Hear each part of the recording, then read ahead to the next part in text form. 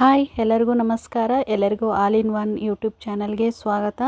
ಇಂದಿನ ಈ ವಿಡಿಯೋದಲ್ಲಿ ಕರ್ನಾಟಕದ ಐತಿಹಾಸಿಕ ನೆಲವಾದ ರಾಯಚೂರಿನಲ್ಲಿ ನಡೆದಿರುವಂತಹ ಭವ್ಯವಾದ ರಾಯಚೂರು ಉತ್ಸವದ ಬಗ್ಗೆ ಸಂಪೂರ್ಣ ಮಾಹಿತಿಯನ್ನು ತಿಳಿದುಕೊಳ್ಳೋಣ.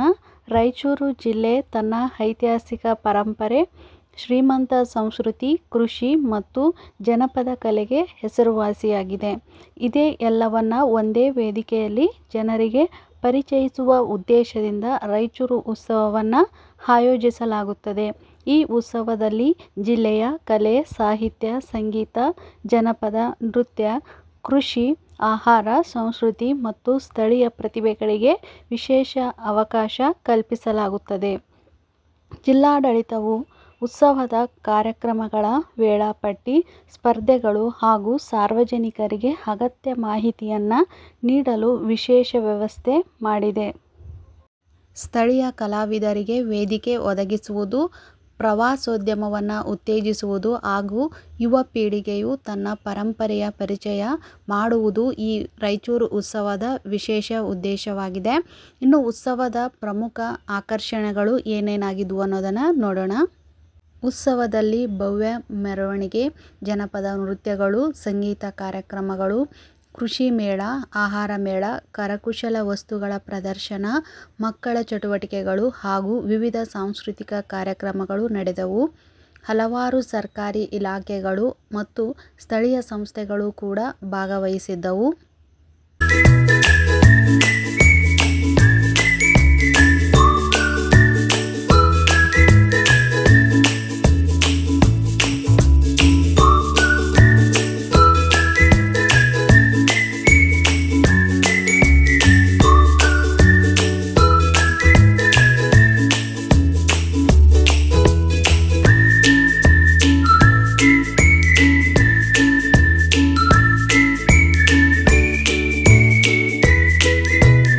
ಇನ್ನು ರಾಯಚೂರಿನ ಜಾನಪದ ಸಂಸ್ಕೃತಿ ಯಾವ ರೀತಿಯಾಗಿದೆ ಅನ್ನೋದನ್ನು ನೋಡೋದಾದರೆ, ರಾಯಚೂರಿನ ಜನಪದ ಕಲೆಗಳು, ಸಂಪ್ರದಾಯಗಳು ಮತ್ತು ಹಬ್ಬಗಳು ಜಿಲ್ಲೆಯ ವಿಶಿಷ್ಟತೆಯನ್ನು ತೋರುತ್ತವೆ. ವಿವಿಧ ಸಮುದಾಯಗಳ ಕಲಾವಿದರು ಒಂದೇ ವೇದಿಕೆಯಲ್ಲಿ ತಮ್ಮ ಪ್ರತಿಭೆಗಳನ್ನು ಪ್ರದರ್ಶಿಸುವುದು ಈ ಉತ್ಸವದ ಒಂದು ವಿಶೇಷತೆ ಅಂತಲೇ ಹೇಳ್ಬೋದು. ಇಂತಹ ಅದ್ಭುತವಾದಂತಹ ಉತ್ಸವಕ್ಕೆ ನಾವು ನಮ್ಮ ಫ್ಯಾಮಿಲಿ ಜೊತೆ ಹೋಗಿದ್ದೆವು. ಆ ದಿನ ವಿಜಯ್ ಪ್ರಕಾಶ್ ಸರ್ ಅವರ ಟೀಮ್ ಪ್ರೋಗ್ರಾಮ್ ಇತ್ತು. ತುಂಬಾ ಚೆನ್ನಾಗಿತ್ತು. ಮತ್ತು ಹಿಂದಿಯಿಂದ 5 ಜನರು ಆರ್ಟಿಸ್ಟ್ಗಳು ಡ್ಯಾನ್ಸ್ ಅಂತೂ ತುಂಬ ಚೆನ್ನಾಗಿ ಮಾಡಿದರು. ನಮ್ಮ ಕಸಿನ್ ಸಿಸ್ಟರ್ ಜೊತೆ ಮತ್ತು ನಮ್ಮ ಅತ್ತೆ, ನಮ್ಮ ಫ್ಯಾಮ್ಲಿ ಜೊತೆ ನಾವು ಈ ಒಂದು ಉತ್ಸವಕ್ಕೆ ಹೋಗಿದ್ವಿ. ಫಸ್ಟ್ ಟೈಮ್ ನಾನು ವಿಜಯ್ ಪ್ರಕಾಶ್ ಸರ್ನ ನೇರವಾಗಿ ನೋಡಿದ್ದು. ತುಂಬಾ ಅದ್ಭುತವಾದಂತಹ ಹಾಡುಗಳನ್ನು ಅವರು ಆಡಿದರು. ಮತ್ತು ಜೋಶ್ ಪಿಕ್ಚರ್ನಲ್ಲಿ ಆ್ಯಕ್ಟ್ ಮಾಡಿದ ಇವರು ಕೂಡ ತುಂಬ ಚೆನ್ನಾಗಿ ಹಾಡನ್ನು ಆಡಿದರು. ಇನ್ನು ಇಬ್ಬರು ಲೇಡೀಸ್ ಸಿಂಗರ್ಸ್ ಅಂತೂ ತುಂಬ ಚೆನ್ನಾಗಿ ಸೇಮ್ ಸಿನಿಮಾದಲ್ಲಿ ಹೇಗೆ ಹಾಡ್ತಾರೋ ಅದೇ ರೀತಿಯಾಗಿ ಹಾಡನ್ನು ಆಡಿದರು. ಯಾವುದೋ ಬೇರೆ ಲೋಕಕ್ಕೆ ಬಂದಿದ್ದೇವೇನೋ ಅಂತ ಅನ್ನಿಸ್ತು. ಅಷ್ಟು ತುಂಬ ಖುಷಿಯಾಗಿತ್ತು. ಸೊ ಇಂತಹ ಪ್ರೋಗ್ರಾಮ್ಗಳಿಗೆ ಯಾವಾಗಲಾದರೂ ಭೇಟಿ ಕೊಡೋದ್ರಿಂದ ಮನೆಯಲ್ಲೇ ಇರೋರಿಗೆ ಸ್ವಲ್ಪ ಬೇಜಾರು ಅನ್ನೋದೂ ಹೋಗುತ್ತೆ. ಮತ್ತು ಹೊರಗಡೆ ಜಗತ್ತಿನಲ್ಲಿ ಏನೆಲ್ಲ ನಡೆಯುತ್ತೆ ಅನ್ನೋದನ್ನು ತಿಳಿಯುತ್ತೆ. ಸೊ ಅವಾಗವಾಗ ಈ ರೀತಿಯ ಪ್ರೋಗ್ರಾಮ್ಗಳಿಗೆ ನೀವು ಕೂಡ ನಿಮ್ಮ ಫ್ಯಾಮ್ಲಿಯೊಂದಿಗೆ ಅಟೆಂಡ್ ಮಾಡಿ. ನಾವು ನಮ್ಮ ಮದುವೆ ದಿನ ಇತ್ತು ಆವತ್ತು. ಮದುವೆ ದಿನದಂದು ನಾವು ಈ ಒಂದು ಪ್ರೋಗ್ರಾಮ್ಗೆ ಹೋಗಿದ್ದೆವು. ಸೊ ಇನ್ನೂ ಪ್ರೋಗ್ರಾಮು ಇನ್ನೂ ಲಾಸ್ಟ್ ಸ್ವಲ್ಪ ಇತ್ತು. ಆವಾಗ ನಾವು ಇನ್ನೇನು ರಶ್ ಆಗುತ್ತೆ, ತುಂಬ ಜನ ಇದ್ದಿದ್ದರಿಂದ ಭಾಳ ರಶ್ ಆಗುತ್ತೆ ಅಂದ್ಕೊಂಡು ನಾವು ಸ್ವಲ್ಪ ಬೇಗನೆ ಇನ್ನೊಂದು 2 ಹಾಡುಗಳಿದ್ವು. ಆವಾಗಲೇ ನಾವು ವಾಪಸ್ ಮನೆಗೆ ಮರಳಿದ್ವಿ. ಯಾಕಂದರೆ ನಾವು ಬೇರೆ ಕಡೆ ರಾಯಚೂರಲ್ಲೇ ಸ್ಟೇ ಆಗೋದಿದ್ದಿಲ್ಲ. ಅಲ್ಲಿಂದ ನಾವು ಬೇರೆ ಕಡೆಗೆ ಹೋಗೋದ್ರಿಂದ ನಾವು ಬೇಗನೆ ಬಂದ್ವಿ. ಸೊ ಈ 5 ಜನ ಏನಿದ್ದಾರೆ ತುಂಬ ಚೆನ್ನಾಗಿ ಅಂದರೆ ತುಂಬ ಚೆನ್ನಾಗಿ ಆ ಡ್ಯಾನ್ಸನ್ನು ಮಾಡ್ತಾಯಿದ್ರು. ಸ್ಟೆಪ್ ಅಂತೂ ಒಬ್ರಿಗೊಬ್ರು ಮಿಸ್ಸೇ ಆಗ್ತಾ ಇರಲಿಲ್ಲ. ಕರೆಕ್ಟಾಗಿ ಸ್ಟೆಪ್ಪನ್ನು ಒಬ್ಬರೊಬ್ಬರು ಮಾಡ್ತಾಯಿದ್ರು.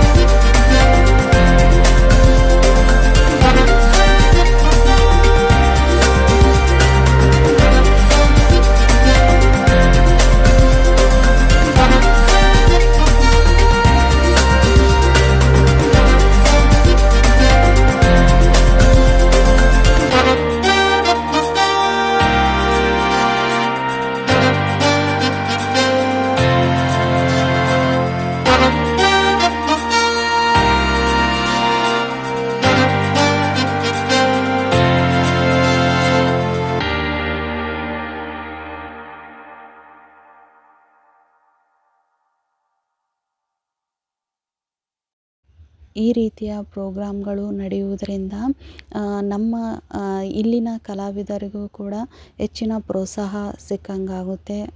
ಈ ರೀತಿಯ ಪ್ರೋಗ್ರಾಮ್ಗಳು ಆವಾಗವಾಗ ಇಲ್ಲಿ ಕೂಡ ನಡೆಯಬೇಕು ಅಂತ ನಾನು ಅನ್ನಿಸ್ತು.